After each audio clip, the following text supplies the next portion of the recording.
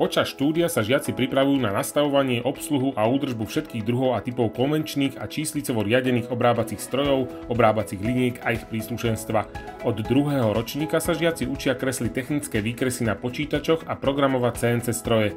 Súčasťou vyučovania je absolvovanie základného kurzu zvárania v ochrannej atmosfére CO2.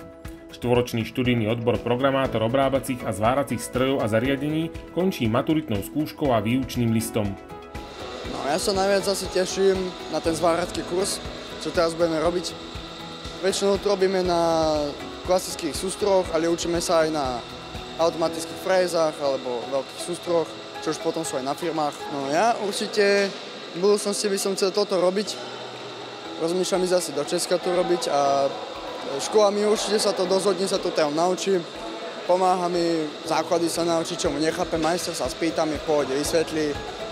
Je to aj pôjde komunita, učitelia sa snažia nám pomôcť, takže je to dobrá škola. Absolventi študijného odboru programátor obrábacích a zváracích strojov a zariadení sa stávajú kvalifikovanými odbornými technickými pracovníkmi, schopnými samostatne pracovať na klasických strojoch a zariadeniach a obsluhovať a programovať automatizované strojárske zariadenia.